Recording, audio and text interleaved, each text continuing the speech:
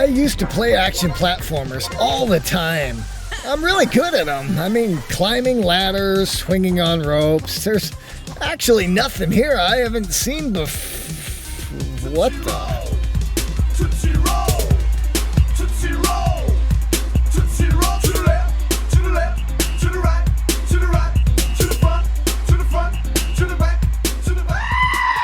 What the heck? Howdy folks, and welcome to Bean Farm Gaming. And this is our review of The Legend of Icaro. I'd like to thank the publisher for providing me a review copy of the game prior to its release. It was created by an independent developer, Diego Agudelo, and it was published by Abyzzmo Entertainment.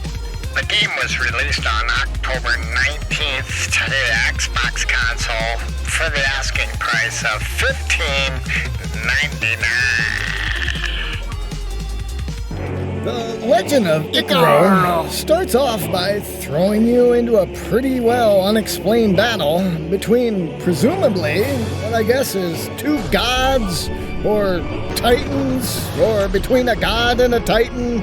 I don't know. All I do know is that somebody's getting their butt handed to them on a silver platter, royally. Epic battle? Sure. Do I know what's going on? No. Who the hell cares? And then you get dumped into this 2D action platformer environment, which has been pulled off successfully in recent years.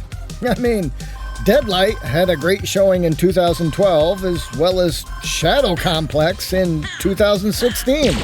So, sure, I believe it's possible to make a 2D action platformer that is both playable and fun to play. Right away, you might notice that lack of polish and possibly a comparison or two to some browser-based Flash games. But let's remember, this was made by a single indie developer and is rolling out at a sub-$20 price point. I'm still kind of confused as to what the whole storyline is here, as much of the original promotional material is written in Spanish. Which is understandable, being that I believe the developer is based in Spain. So, blah blah blah, something about the Greek gods, run to the right and shoot. Got it! Platforming really doesn't need much of a story, but the fact that my character seems to have an android arm leads me to believe that there's some epic storyline that I just blew past here. Or maybe it's the fact that the environment is so sparse and filled with so many repeated textures and objects, I'm just reaching for something to keep me playing this game. Really? Reaching? Robot arm? Reaching? Really?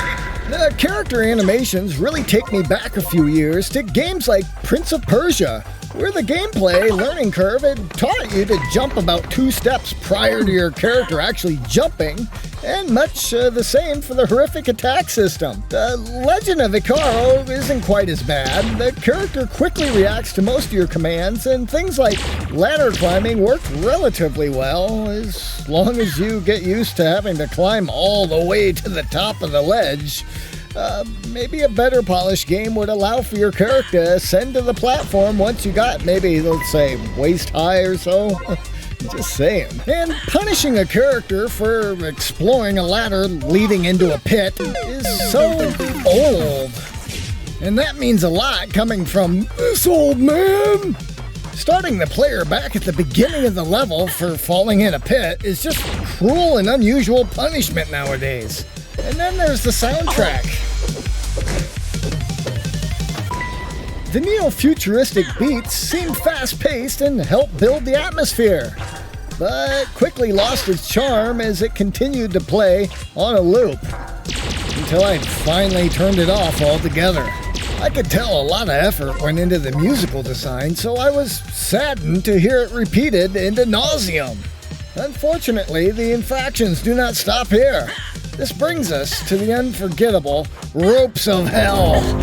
Ropes of Hell. I really did try to understand the quirks of the swing mechanics here, but as you can see on screen, my attempts were fruitless. and frustrating.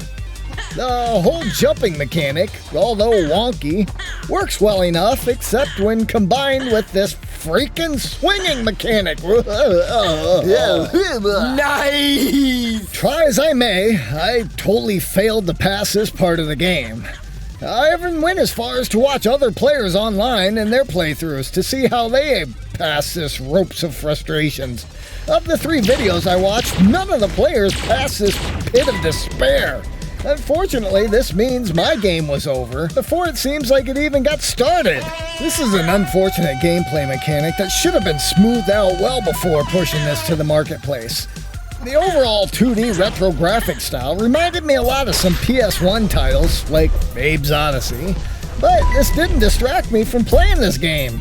What did stop me from playing this game was my inability to get past those stupid freaking swinging rope events. Either the game is broken or maybe it's my overall skill level is broken here, but either way, Icaro leaves the farm with 1.5 beans out of 5. Yeah, well, that wraps up that review right there. Here's some notes I took. Where I put the keys to the tractor.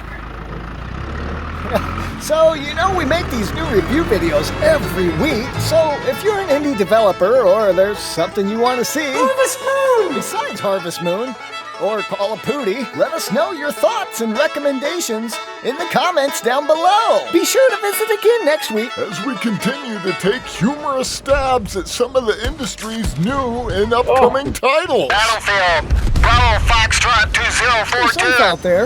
We'll see you next time on the farm.